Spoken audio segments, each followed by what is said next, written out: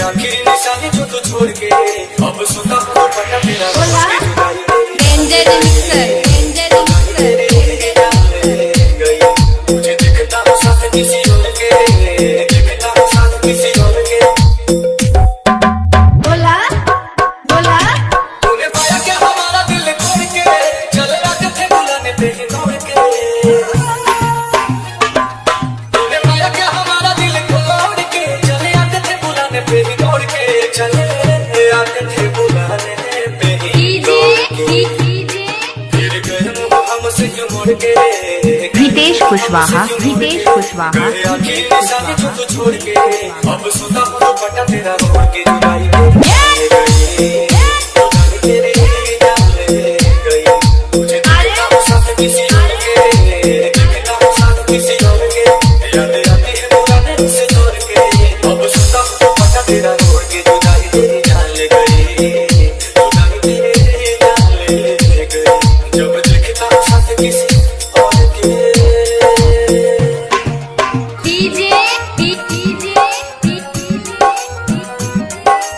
रितेश कुशवाहा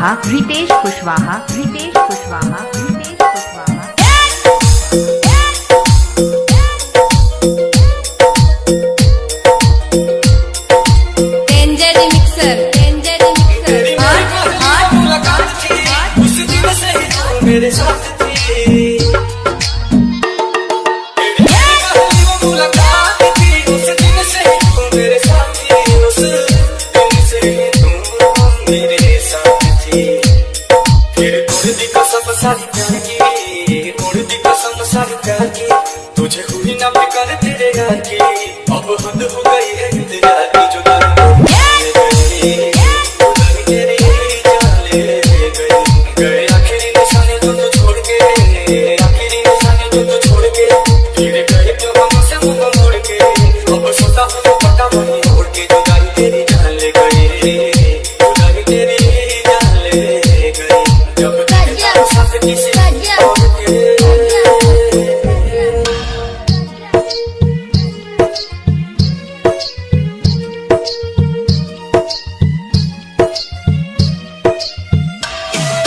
तुम्हारे बारे में और कोई बात नहीं करते, तुम्हारे बारे में और कोई बात नहीं करते।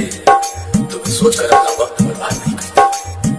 पर जरा सा भी भूला नहीं, पर जरा सा भी भूला नहीं तुम्हें। वो अलग बात है कि हमें याद नहीं। कैसे मुझे छोड़ने का तुझे पूरा गम है। वो कैसे भूले वो बिताए साथ गम है। मुझे रितेश कुशवाहा छोड़ने का तुझे पूरा गम है। दिया दिल को जो तुमने जख्म है, दिल को जो तुमने जख्म है। दिल को मलता टूटा भरम है, हार रह पाए कैसा सितम है। असली जुदाई तेरी जान ले गई।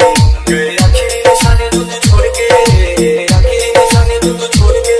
अब पता तेरा मुड़ के, चले गए ना गए उसे छोड़ के। जुदाई तेरी जान ले गई, तेरी जान ले गई। जब दिखता हूँ साथ किसी रितेश कुशवाहा